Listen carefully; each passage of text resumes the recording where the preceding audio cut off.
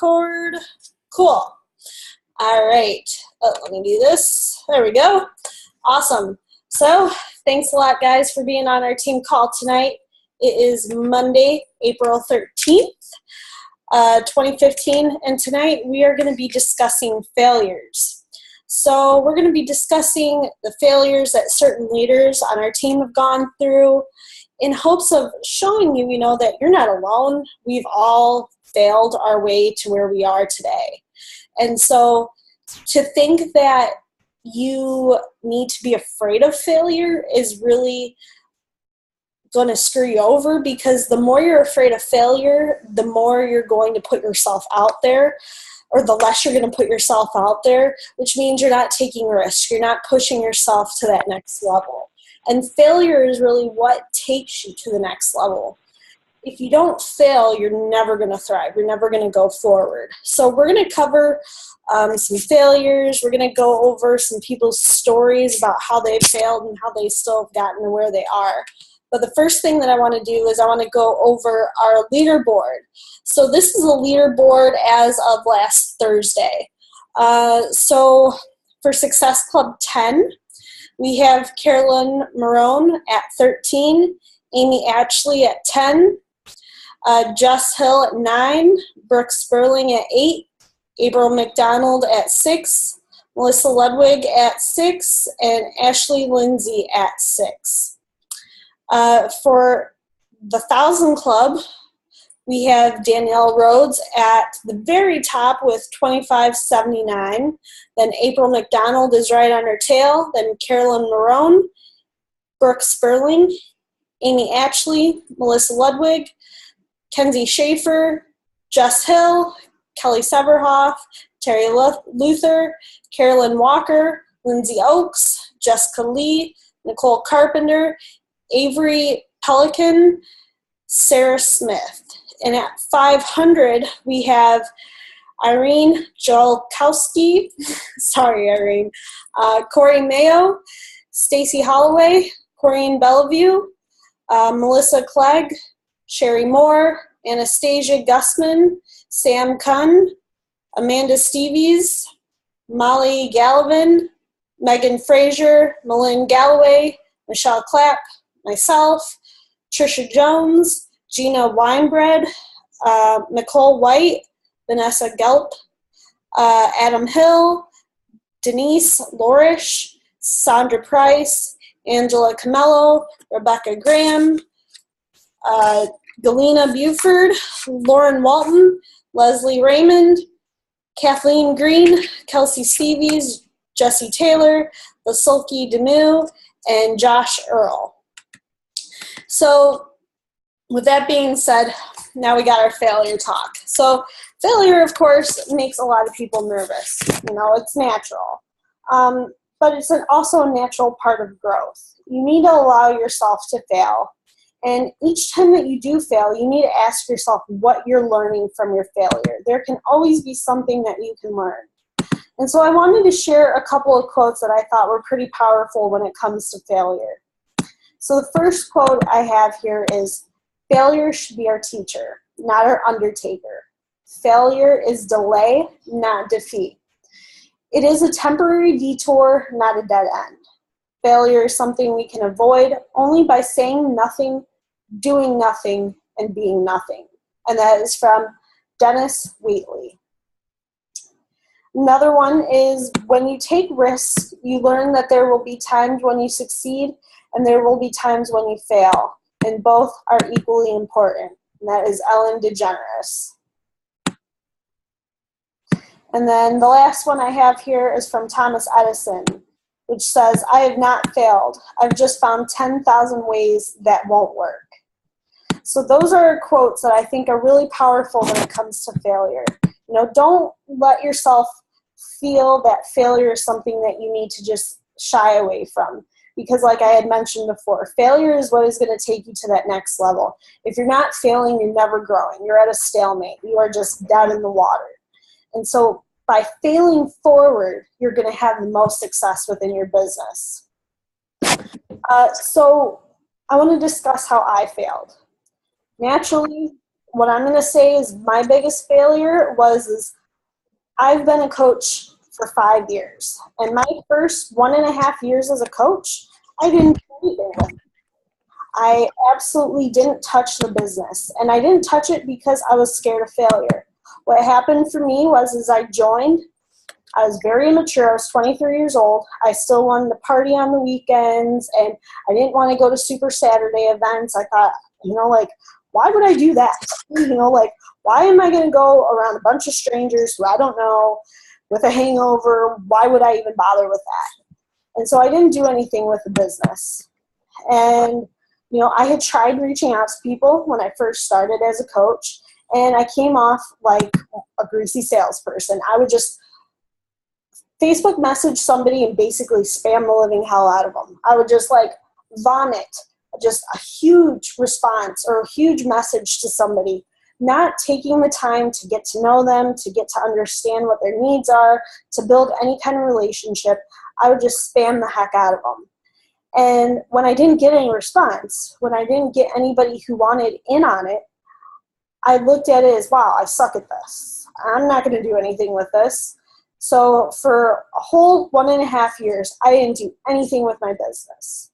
And what took me to get to that next level was seeing other people who were coaches, who signed up as coaches at the same time as I did, like Meg Klazowski. She signed up around the same time as me, and I found her, we lived in the same area. I started following her on Facebook. I'm seeing that she's going on trips and vacations, and she's paying off different things and being able to live this kind of lifestyle that I wanted. So I'm seeing her do this. I'm seeing other coaches go on vacations. There was this awesome cruise on the Oasis of the Seas to the Bahamas, and I wanted to go on that, and I didn't get a chance to go on it. So I'm seeing all of these other people have success, and I finally decided, wow, I need to get my act together and actually do something with this. And I'll talk about this as my biggest failure until I'm blue in the face, because I can only imagine where our team would be, where I would be, where everything would be had I gotten started right off the bat when I first became a coach. And I didn't let myself succumb to failure and let myself get beaten down by not having success the first few times I reached out to people. Had I have actually gotten started, I could only imagine where I'd be right now. But the beauty of it right now is I have this story to share with you. It makes me relatable. It shows you guys that, the truth is a lot of you who are on this call right now, when you got started as a coach, you didn't take 1.5 years off. You didn't take 1.5 years and just sit on this. You actually got started as a coach and you put everything right into it. So if that tells you anything, if that provides any hope for you, what can happen for you by the time that you're 5 years into this? I know some of you hold me up on a pedestal, or some of you look at me as I'm super successful with this. But the truth is I could be a lot further ahead right now. But the cool thing is all of you on here, from I told her I had to shoot you, but I can tell her. Why? From what I can see, a lot of you on here got started right from the get-go. So where you're going to be 5 years into this compared to where I am right now is just the thought of where you'll be blows my mind. You'll be so much further ahead. You'll have much bigger teams than I have. We have over 800 people in our entire team. So imagine you right now. You're probably starting. You might be newer at this. You might be a couple months. You might be 6 months into this, and you're comparing yourself to all of these other Beachbody coaches. You're comparing yourself to people you hear on the national wake-up calls, other people on the team, and you're letting yourself tear yourself down. Stop it. Don't do that anymore, okay? I know it's hard. I know that's asking a lot of you, but do more personal development. Be inspired by the people around you. Allow their success to motivate you and push you further. Allow yourself to compare yourself to me, and the fact that, holy crap, I'm actually doing something with this right now, and Kelly didn't when she got started. And so imagine where I'm going to be when I'm 5 years into this. I'm going to be a lot further ahead than Kelly. Allow yourself to think like that. Allow yourself to switch around and figure out the positive here.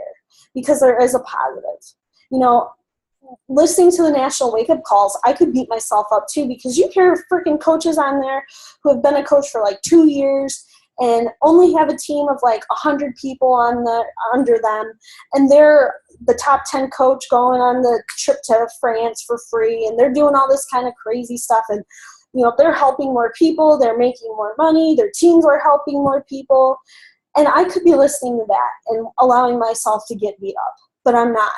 You know, you are given your journey for a reason. So allow yourself to embrace your journey. Allow yourself to be on that journey where you're at and know that it's propelling you to a better story. So that's one of my failures. I'll probably bring up another, but I know our girl Jess, she's on the line and she's in her 3rd trimester. She's a little worn out. So I want to go ahead and allow her to talk and share her failures. So let's hear them, Jess. Thanks, Kelly. You're welcome. And thanks for asking me to do this, because it actually was a really good chance for me to put the last 7 months into perspective. And so it's funny, I didn't really feel like I know I've come far in 7 months, but I didn't realize how far until I actually took this time to look back and reflect. So first of all, thank you for having me do this. So basically what I did last night after Kelly asked me to do this was sit down and try to think about all the failures I've had since I started coaching back in September. And at first it was actually hard to think of failures, not because I didn't fail, but because I have gotten to the point with my personal development where I don't look at them as failures. I kind of look at them as just, you know, ways to learn and grow. So in the beginning, when I was kind of trying to do this, I was like, oh my gosh, I don't know if I can even think of any failures. But again, just because I don't look at them that way. And honestly, my lifelong fear, ever since I was a kid, this is like, I won't get into it, but I had like daddy issues. So my big fear was always like disappointing my dad by failing. And so I grew up my entire life just being scared of failure. And I got to the point where basically if I thought I wasn't going to be successful at something, and when I say successful, I don't just mean like do it well, but I mean like be the best. If I didn't think I was going to be the best, then I wouldn't do it. So it's taken me a lot of personal development and reflection to get to this point in my life where I'm able to not look at these failures as failures, but as stepping stones. So with that segue, I want to go into kind of the failures that I have thought of that I've experienced over the last 7 months. And what I also want to do is kind of talk about the failure, but then also talk about the result of that failure and how it's allowed me to improve my business instead. The first one that came to mind for me was just losing coaches. When I first became a coach, I hit emeralds within my first 30 days. Not really sure what I was doing. And actually the first 3 coaches that I ever signed up disappeared within a few weeks of signing up. So I remember being so excited that I signed these coaches, and then all of a sudden, immediately after signing them up, they were like, yeah, I don't think it's for me, or yeah, I just don't want to do it anymore. And that was really hard for me because I was just like, man, what am I doing wrong? These people are interested, but then once I get them on board, they just are dropping off the face of the earth. So I thought it was something that I was doing wrong. And what I've come to realize over time through talking to Kelly and other coaches and just, as the business progresses, you start to realize that it has nothing to do with you. It really, really has nothing to do with you. It's all about them. And when I say that, I mean, they're just not ready. Maybe the idea was appealing to them in the beginning, and maybe they thought that they wanted this, they thought it would become a priority, but once they got involved, they just realized it wasn't a priority. And it sucks when they quit because you can't help but kind of feel like you did something or that you could have done something more. But really, when it comes down to it, let those people go, because you don't want to waste your time on them, because you're going to waste a lot of energy trying to get someone to stay, and you're going to be having them stay for all the wrong reasons. So for me, that was kind of the first failure that really stuck out to me. And I mean, I still have coaches quit all the time. Like, I had a couple people who I was convinced they were going to be gold chips. Like, so, just be those rock star coaches who loved working the business and wanted to help people and were so inspired and like self-motivated. And within a couple weeks, they were like, yeah, you know what, I guess it's just not for me. And so all you can really do is let those people go and realize that, you know what, they just they don't get it. They don't see what we see. They're not ready to see yet that this can change our lives. And we know that, and we shared the opportunity with them, and chances are they're going to come back to me in, a few months or a couple of years. They're going to be like, damn girl, should have listened to you back then. So I've kind of changed my perspective on that. So you will lose coaches, you will lose clients, but you just need to realize that, you know what, you did the best you could. You got them set up, you offered them this opportunity, and when it comes down to it, if they're not ready, they're just not ready. So that's kind of, that failure of losing coaches has led me to realize that, it's not me, it's you, that classic breakup line, but it really is. They're just not ready. And the exciting thing too is that now I've had this chance to build a team that I actually love to work with, because, I don't want to waste my time on people who aren't motivated and aren't inspired and don't believe in coaching. So now I am really choosy and picky about who I will allow on my team. Like, I had probably 12 interviews this past week, and there were a couple people who I was like, yeah, you know what, thanks for talking, but I don't actually think you're going to be a good fit. And 6 months ago, I can't imagine myself ever doing that, because I was just desperate for coaches. But now it's awesome, because I literally get to pick who I work with every day and who I talk to every day. And it's really empowering, and it's just really exciting. So if you do lose coaches, if you do lose clients, it's not the end of the world. It happens to all of us. And just realize that it's not you, it's them. The next failure that I experienced a lot in the beginning was hearing no. And it sucks. It sucks to have someone say no, especially when you spend a lot of time talking to them and, forming them and building that relationship with them. But again, Karen, I see you're laughing because, like I told you, I've experienced the exact same thing that you're experiencing now. We all have. In the beginning, you get so many no's. And I was like, what am I doing wrong? I was taking the time to get to know people. I was forming them. I thought I was being genuine, and I was getting no's from everyone left, right, and center. And what I've learned from that is to go for no. So I don't know if you guys have read the book Go for No or listened to the audio. But basically the premise of it is that the more no's you get, the more yeses you'll get. Because if you're going for no, if you're like, man, I'm going to get 30 no's today, then chances are somewhere in there you're going to get a yes. So it's all about just, keep reaching out to people, keep sharing what we have to offer with them, and you will get yeses. So that's the biggest thing I learned about that. And the other thing about hearing no is that I learned to detach myself emotionally from it, because in the beginning, I would take it personally when someone said no to me. That was a big failure I experienced. So I'd get upset about it. I'd say, man, I spent this time talking to them, and they don't seem interested, or for whatever reason, I was like, they just don't want to work with me, or whatever it was, but I was taking it personally. And you have to learn to detach yourself emotionally from that, because again, it's nothing to do with you. It's just, they're not ready for it yet. So those no's you hear, again, Kelly says it all the time, and all the top coaches say it all the time, but it's so true. Those no's are just a not right now. And having been a coach now for 7 months, I can vouch for that. It's so true. I have people in the beginning who, I would get a no from them. I'd write their name down and just, keep that relationship positive and keep them on my radar. And then a few months later, a lot of them would be like, okay, can you tell me a bit more about this thing again? And then a lot of them would sign up. Not all of them, but again, they're a not right now for further down the road. So don't take it personally when you're getting those no's. So another big failure in the beginning, along with getting the no's, was just not signing clients. And my failure there was not using the scripts.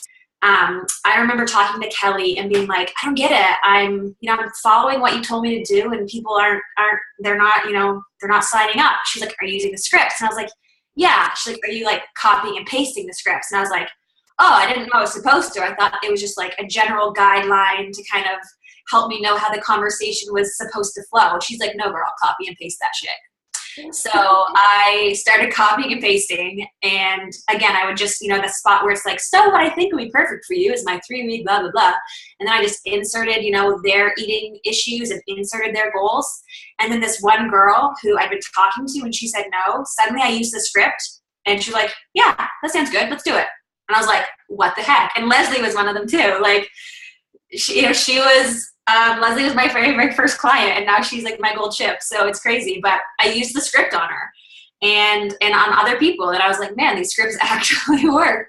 So that was my big failure in the beginning, just not using the scripts and realizing that, you know, they are a tool that works, and they're a tool that we have at our disposal, and we should just, you know, use scripts. So that's what I learned from that failure. Another failure I went through, and it's something I still am not as good at as I'd like to be, but sharing my story. When we were at Smart Success, Bo Easton was one of these guys. He was a former NFL player, and he now does a lot of motivational speaking, and he's on Broadway. And he's just this really like passionate guy who is so great at sharing his story. He just draws you in. And he made me realize that I do not share my story nearly enough.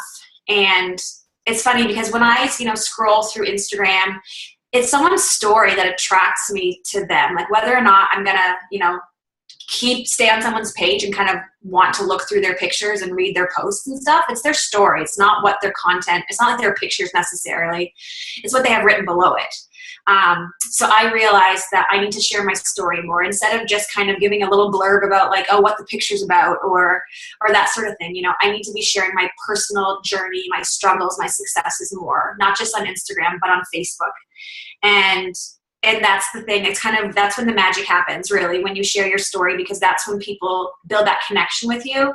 And again, you know, we're not just selling, we're helping people with a lifestyle, but also they're coming on board because of who we are and because they want to work with us personally, not just because of what we have to offer.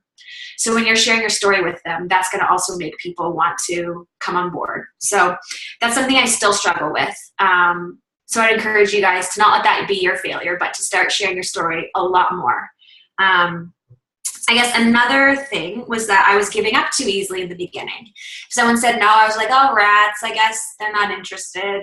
But now what I've done as a result of that is stuck with my follow-up. So with Leslie again, for example, you know, she was my first client, and then I really thought she'd be a fantastic coach. And it took me about 5 or 6 times of talking to her about it before she was like, I should just do this, right? And I was like, yeah. So again, the follow-up is so important. So when someone says no, again, it's not a no, it's a not right now. Have their name on your list of people to follow up. Write down the day you talk to them. You know, write down kind of where the conversation left off. So if you talk to them about the program or you talk to them about coaching, just make a note of that and follow up. Again, I think it's like an average of, I've heard different things. Some people say like 5, some people say 7, but it's definitely more than 1. So they need more than 1 exposure before they're gonna kind of see the value in what you have to offer them. So follow up. Like I said, I was just giving up too easily in the beginning, and the follow up is where the magic happens. Another one of my failures was not treating my business like a business in the beginning. I was like, oh man, I work from home. I'm my own boss. Cool, I'm gonna sleep until noon and then hang out with my dog on the couch all day and maybe watch some Netflix. Woo, I love being my own boss. And that's basically what I did for the first little while. And that got me nowhere, let's be honest. So don't do what I did. You know, if you're serious about this, treat it like a business. It's, you know, Kelly's always saying, you know, treat it like a business. It's not a hobby. Treat it like a business. And that's what I failed with in the beginning. I treated it as a hobby, hoping that by it being my hobby, it would still pay like a business. But in order to have a business, you need to treat it like a business. Let's see. I think another one of my failures in the beginning too was just not having enough confidence in myself as a coach to my clients and as a coach to my other coaches. And I kind of combated that by doing my research, you know, and just by learning, by asking Kelly all sorts of questions, by watching YouTube videos of other top coaches, by reading personal development, all sorts of, you know, books and scripts and that sort of thing. So if you're nervous about, if you feel like your failure is, you know, guiding your clients and guiding your coaches, then there's a way to combat that. There's a way to get better at that. So take the time to learn. And that goes for any of the business stuff. If there's anything with your business that you don't feel competent at, or you feel like it's not your area of strength, then learn more about it and turn that weakness into an area of strength. And I guess 3 more really quick ones here. One of my failures in the beginning as well was not taking the time to form people properly.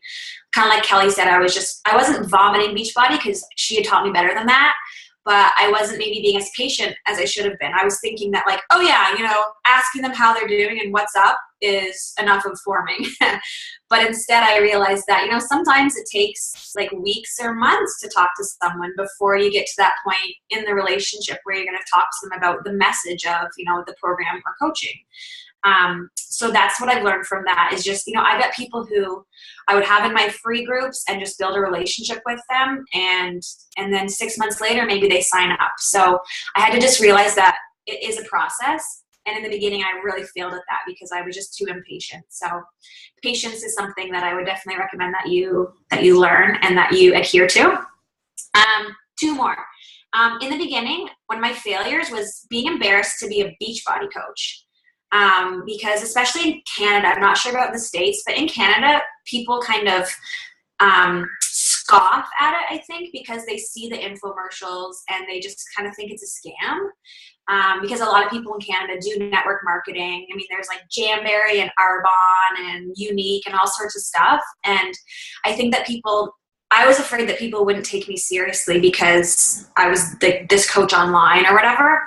And so I remember in the beginning before I knew how to talk to people about what I was doing, they'd be like, so like, do you work for a company or something? And I'd be like, yeah, well, it's actually Beachbody. And I was just ashamed of it. I was embarrassed of it because I didn't really understand it and I didn't have that pride and belief in it yet. And I think too, the fact that I have a bachelor's degree, I have a master's degree, I think I was afraid people were going to think that I was like doing something that didn't live up to my potential or something that was beneath me. But now that I've, met so many amazing coaches and I'm doing this for 7 months, I pity everyone else out there who, possibly would have judged me for being a Beachbody coach because I'm going to be the one who, I'm going to live my life by my design. And I only hope that they eventually get on board with it too. But don't be embarrassed to be a Beachbody coach, is I guess what that lesson, that takeaway is. And then finally, Kelly kind of brought it up too. One of my biggest failures was comparing myself to others. And what I've learned from that instead is to use those top coaches as inspiration instead of comparing myself to them, or even people who started the same time as me, like my cohort in the beginning when I first signed with Kelly. It was so easy to compare yourself to them and be like, oh man, I'm doing better than them, or like, oh man, they're kicking my butt in challenge pack sales this month. But instead of that, I like to have a bit of friendly competition, but more than that, I like to use everyone else around me as inspiration. So that's what I would kind of encourage you guys to do as well.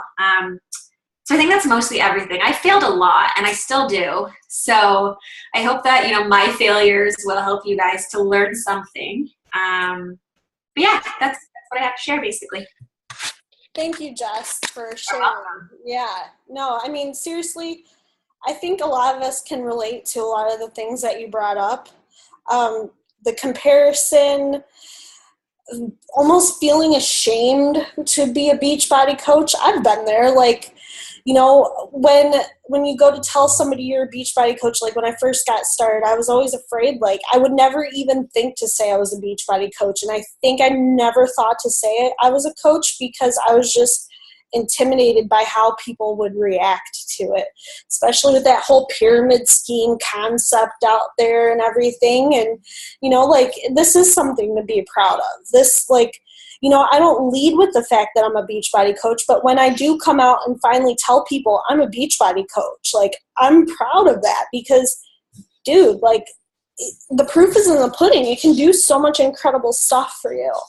And so I've seen nothing but, you excel. You've failed, but you've excelled in a hell of a way. You are a rock star, as well as everybody else here on this call tonight. So thank you for sharing all of that because, it means something to hear that. It does, especially because I look up to you. So Get out of here. Thank you. Well, go sleep because I know that you're tired. Bye-bye. Thanks, Jess. April, I see that you're on. Would you love to share your failures with us? Let's see. I lost you. Sure. I'm just going to kind of condense it. Wait, you say you lost me? Oh, no, I gotcha. Oh, okay. So the first thing that came to my mind, because this is kind of, again, with the comparison, I compare myself to other people that are like freaking top 10 in like a year. And I sat at Diamond for a year. I was a Diamond coach for over a year without having anybody become a Diamond or, any sort, not even my husband's business that I was controlling. So I'm like, what the heck? It should not take me, freaking year to get my husband's business to Diamond. So I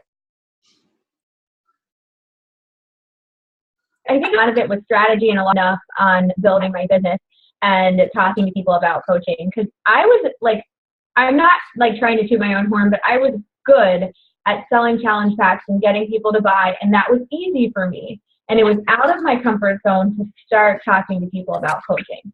So I think that I was too worried about, well, I have to hit Success Club, so I should probably talk to people about this instead of talking to people about coaching.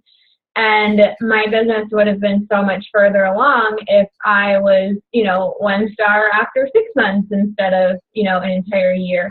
I also lost my Diamond probably 3 times. Just having coaches drop or, thinking about going from Diamond to Emerald and Diamond to Emerald, it sucks. It's like such a kick in the ego, and, just know that it happens. But I also didn't really know about the sponsorship drill down for a while. And so after knowing that, it's a lot easier to control, gaining your rank and keeping it. So once you hit Emerald, you should really check into your sponsorship drill down, every Tuesday and Wednesday, and making sure that everything is good to go by Thursday so that you're not going to lose rank or anything. Sometimes it's just people are like, oh yeah, I forgot, I took off my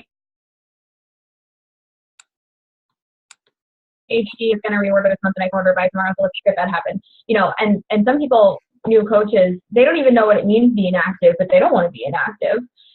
So, just kind of saying like, well, you don't want to be an inactive coach, and sometimes that'll just do the trick. But learning ways to keep your rank is really important too. I remember one time I was a really new coach and I forgot to tell somebody, oh, by the way, this is an auto shipment of Shakeology. You'll get charged again in a month. And totally forgot to remind her. She was a single mom, working her butt off for her and her son. Forgot to remind her. She got charged $130. She was so pissed. Her bank account was negative, and she literally, so feeling like a huge a-hole, that has made me, I have a system for my shaker reminders, and it has not happened since. So, sometimes, crap like that just has to happen because, for me now, I am a strict stickler. Every day when I get up, I look and see who I need to remind that they have an ongoing Shako and if they want to, cancel it or not. So, and I have a schedule that I write down their name, the date they ordered, what they bought, the flavor, and then 3 weeks after they purchase,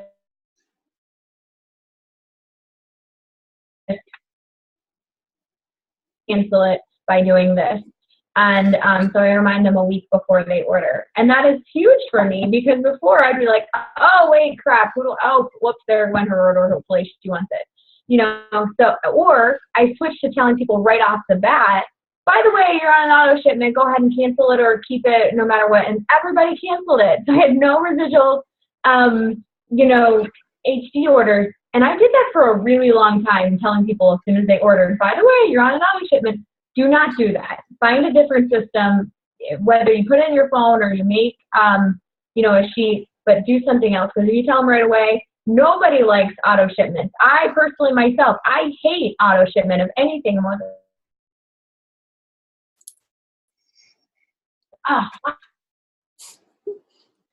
So that's why I always say, you know, wait 3 weeks, give them a chance to decide for themselves. Let's see. Oh, has anybody have the Time Hop, Abe, the app where it tells you like what you've posted in the past? To me, I mean, it's really funny for like your drunk college pictures, but it's also really funny to be like, 2 years ago you posted this, and I'm like, that's disgusting. How did I have any customers whatsoever? You know, and sometimes I'm like, that must have just been luck there, because I don't know who would have ever ordered from me. Like making a bunch of different collages, and like one was nutrients and Shakeology. I'm just like, oh my gosh, I would have like befriended myself if I could have.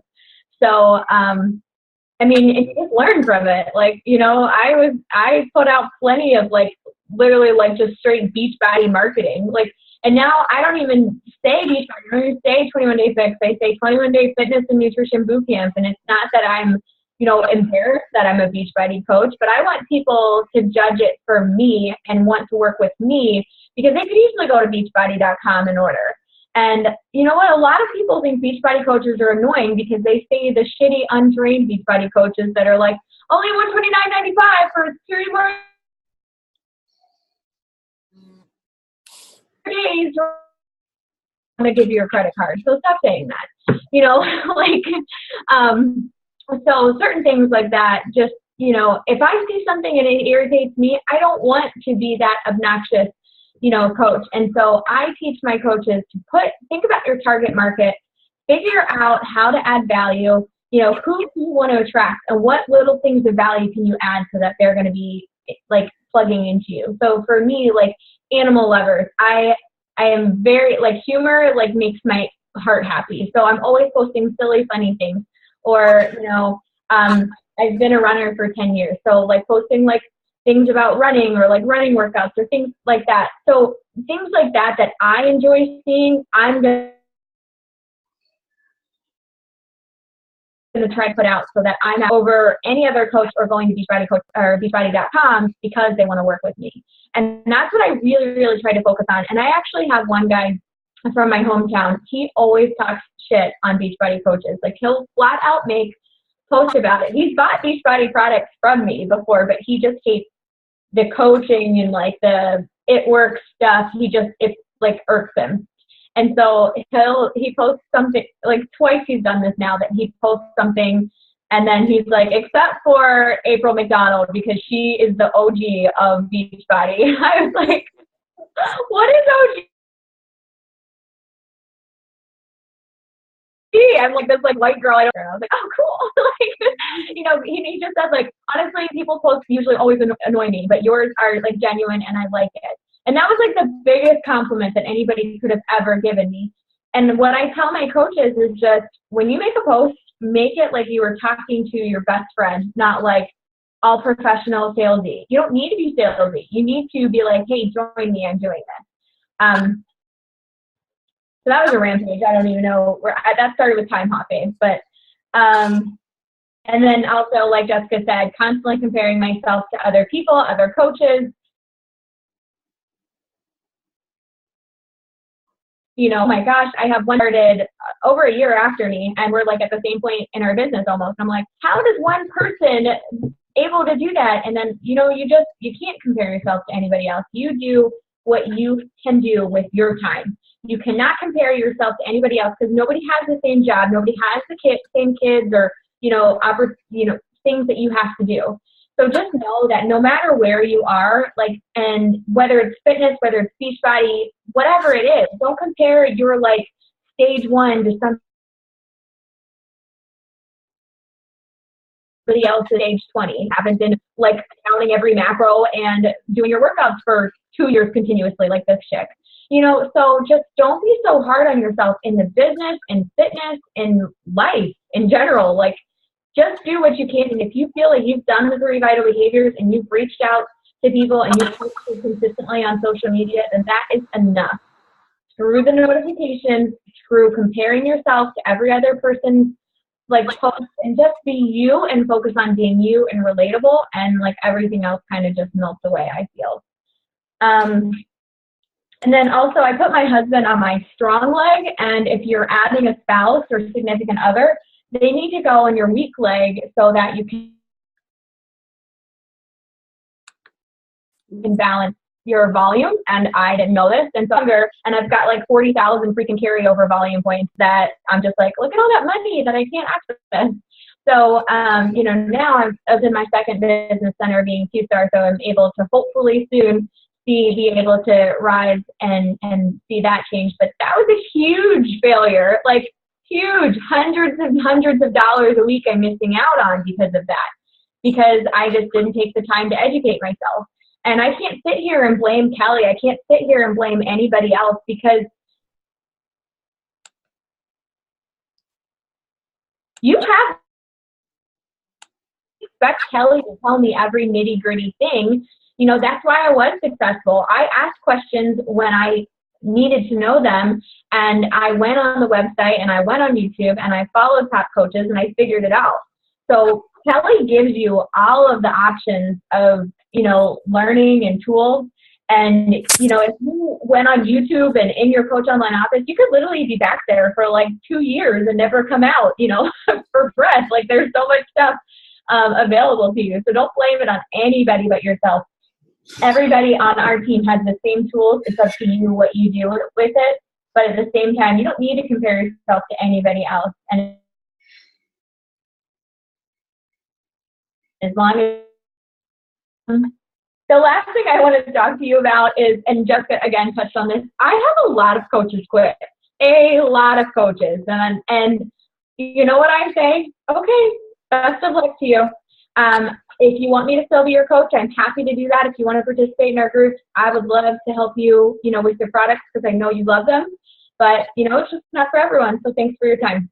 I am not going to beg you. I do not want to beg anybody. And if you're not feeling it, I'm not going to beg you to order your Shakeology. I'm not going to beg you to be on my team. I'm not going to beg you to do your personal development. Goodbye. I have only begged 2 coaches ever. 2 coaches ever. And one quit and came back, and one didn't quit. And they're both Emerald now. And it wasn't even really begging, but it was like, dude, you're awesome. Like, I'm not just saying this. I literally, if you see that somebody has great potential and it's just them lacking personal development and self-confidence, then yeah, you can kind of put up a fight, but I don't do that. I want to work with the willing. I want to take my business to the top. I am not here to just get a couple $100 extra a month to buy a new Louis Vuitton bag. I am here to pay off some serious debt and be a very successful Beachbody coach, because that's where my heart is and that's where my goals are. So if you are, just saying like, oh my gosh, this business sucks, it doesn't work. No, you don't work. And that's all there is to it, and I'm not begging you. You need that mindset, because you're going to be chasing people. The other failure I have is I did chase coaches, or just kind of put so much effort into those coaches that were like, oh, I'm on again, I'm posting, and then I fell off the map. And I'm on again, and I'm posting, and then I fell off the map. And I would put so much of my energy into those coaches because I wanted them to be consistent. And the coaches that were like doing great, I was just like, oh, they're fine. They know what they're doing. And I didn't put really enough attention to them. And now I know if you're a gold ship, I'm going to be texting you every day. I'm going to be messaging you. We're going to talk on the phone once a week, and we're going to get you to freaking diamond. And like, that's how you coach, and you have one coach, make sure that open a free chat or a group chat on Facebook with like your few coaches. And then, once you hit Emerald, honestly, open your own Facebook group for your own team. You can still keep Tubby Gachong, but open your own group, because that's an easy way for you to contact with each other. Notifications tend to get lost on things, and it makes you want to be a better leader. Once you treat yourself like a leader, you actually take on a leadership role and consider yourself a leader. I don't care if you have 2 coaches. You are a leader. You are a leader of a team, and it's going to grow and grow and grow, especially if you treat it like that. And if you fall off the wagon and you think, oh, I don't want, because I'm a hypocrite, falling off the wagon and say, who's ready to join me? Things like that. I have so many people that are like, oh, I haven't been posting because I haven't been eating good. well, make a post, say, you know, I fell off the wagon, I'm stopped this week, I'm ready to get back on, who's with me, make a challenge group post out of that. So it doesn't matter where you are, anything that you are struggling with, use that to be a post and make people know that you're real. I have people tell me like, oh yeah, okay, all you do is like work out all the time and like post your super healthy food pictures. And that was a huge life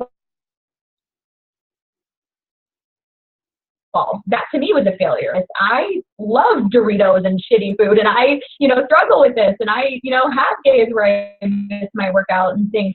So I realized that I was not being real enough. So you need to be real. And the more I like post things about me, like, oh crap, I did this again, I have more comments on stuff like that. So when you have struggles, talk about it. It makes you relatable. It makes you real. And last but not least, I had a girl that I've talked to for 3 months. She was so excited to sign up. She's excited for her. And I went to go message her the next day, and she didn't respond. So then later on, like 6 o'clock that evening, because she was supposed to sign up that morning, I was like, hey girl, like, I went to message her, and I found out she blocked me. She blocked me. Like, after 3 months of talking, I wasn't like shoving Beachbody down her throat. She came back to me saying like, okay, yeah, I think this is a good time. And then she blocked me. And if I was a new coach, I would have been like, oh my God, like my heart would have been broken because I don't like when people don't like me. But I was just like, meh, she's probably a crazy person. It's probably better off that she did it now before she joined me. And it works. Memes, like it was like all these annoying it works girls posting their rap stuff on Facebook, and and then it said something like, go work out, bitch, it works. It's like she like apparently sold it on the side, but really just for her, and told me I was the most negative person and I pretend to be positive and all I'm doing is tearing down people and judging people and da-da-da. And I was just like, really? And like all of these swarm of people came back and just like tore her a new one on my post that she was posting all this stuff. And then I blocked her, or removed her from all of her groups except for one, and then she started posting crazy stuff, and I had to delete her and block her there. And I'm just like, you know what? I would have taken that as a failure, like, oh my gosh, I pissed somebody off. But now I'm like, good. I'm glad I made this crazy bitch mad at me because she didn't join my team, you know? So don't be afraid to be yourself and be real, because you want to attract people that are just like you and have the same struggles. And that's all I got. Man, all right, so you touched on some really awesome topics, April. Like, okay, for one, being genuine, being you know, not being afraid to be who you are. And, you know, you're going to ruffle feathers. You're going to piss people off. You're going to have people who don't agree with you. You're going to have people who are going to block you. But you know what? You need to understand that you're thinning the herd. You know, you're thinning the herd. You're weeding out people who you don't want to join you. And the cool thing is, you know, your tribe is going to come up and they're going to protect you, just as they did with April. So the more that you can be relevant and real to the people that you genuinely would love to have on your team, the more those people are going to be able to stand out and stand up for you. And so it's really important to focus on that and not get caught up on all of the people who are going to end up blocking you or whatever it might be. I mean, today I did a post about the Diva Cup. I don't know if any of y'all saw that, but I posted about that on my Instagram account, and a guy commented and he said, oh, that's disgusting. And I said, no, cervical cancer is more disgusting. And a girl commented on it, and she's like, how dare you say cervical cancer is disgusting? Like, who do you think you are? And cervical cancer comes from HPV and not from tampons and bleached tampons. And you're not going to make everybody happy. So what did I do? I deleted her comment and I blocked her, because that chick is cuckoo for Cocoa Puffs, and I don't want anything to do with that girl. And obviously she would never be somebody in my tribe. So, you know, you got to understand that there are going to be people who just don't get it. There are going to be people who are going to want to fight you and battle you. Just let them go. And then as well, April brought up the point of chasing people. You're not in this to chase people. You know, like, all right, let's imagine Donald Trump. He has a few people who work for him, who he finds out aren't pulling their weight. You know, they clock in when they want to. They don't always show up on time. They really, they're half in, half out. You know what he would say? You're fired. He would say, you're fired. He'd get rid of them. Or he would wait for them to bring up the opportunity to talk to him about it. And he would say, look, it's just not working. For some people, this isn't for them. But give them the opportunity to give it a shot. Give it a fair, let them hone their skill a little. Let them see if they can do their personal development. But if you have people who are just constantly bringing you down on your team, people who aren't doing what they should, maybe it is time to have a realistic talk with them. One of the coolest things that I thought when I went and I saw John Maxwell was he was talking to Lindsay Caterino, which is an elite coach, and she was talking to him about the fact that she has people on her team who they're not involved. She feels like she's having to pull people along and they just don't get it. What do you do then? And he said, you need to have a realistic conversation with them and cut the dead weight. If you have people on your team who just keep on coming back and forth, you need to have an honest conversation and say, hey, do you really want this? Talk to them about their why. Figure out what their why is, hone in on that why, and say, is it that you really want this and you're afraid, or is it that you this isn't the time for you? Because if this isn't the time for you, the time that you are investing is kind of going to waste, for yourself, so that you have time to work with the willing. And that's what it's about. Work with the willing. There's a lot of people who want this. Other top coaches are finding coaches who want this. People who aren't top coaches are finding people who want this. Keep doing it. And also, don't just go with the idea that you always need to sell people on challenge packages. April brought this up, and this is something I did for a long time, was I just always wanted to get people on board with challenge packages, and I never talked to people about the coaching opportunity. You are selling people short if you don't bring up the coaching opportunity. You're selling your business short if you don't bring up the coaching opportunity. The truth is look around you. What could an extra $500 do for some of the people who are in your life? $500 a month. For some people, an additional $100 a month could really help offset a lot of poverty. That could be something that could be a stress reliever.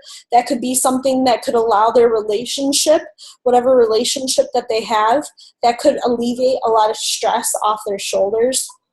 That could be something that could help them get out of debt. That is something that could give them hope. So you aren't bringing up the coaching opportunity to at least 5 people a week at the very least. You're not doing your business a fair shot, and you're not giving hope to people who need hope, because there are a lot of people who could use this. And you might be looking at the people around you and look at them and say, well, they're not fit, or this person never talks about being healthy. Well, the truth is they might not be currently fit, but I tell you what, they could probably inspire a shit ton of people with their journey of getting fit. They could probably do a lot good for their family, for their friends, if they documented their experience with getting fit and healthy and started making an open conversation with that on social media. So don't feel like just talking about challenge packages is going to help you to build your business, because as I've mentioned before, challenge packages, just focusing on that, that's hustle money. That's not going to build residual income and a long-term financial success. So I think, we covered so much. Those are the main failures I've had. I definitely could go on with my failures, but does anybody want to chip in and share any of their failures?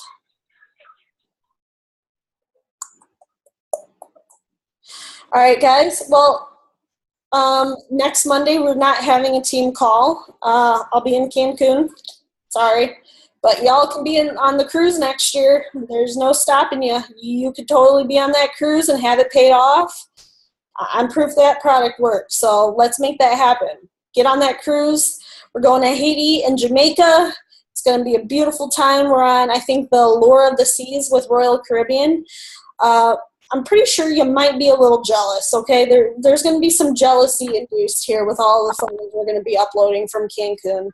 And I don't mean to rub it in, but I just mean, hey, work for that cruise next year. If you look at those photos and you're like, oh, crap, I want to be there, get your ass on that cruise. There's no rhyme or reason. Or get yourself to Summit. Summit's the next best thing. I mean, if you get yourself to Summit, oh, man. I mean, dude, make it happen. So anyway, thank you guys so much for being on this call. Thanks to Jess and April for sharing their failures. Hope you guys have a great night. I love you all. Thank you for everything you do. Peace.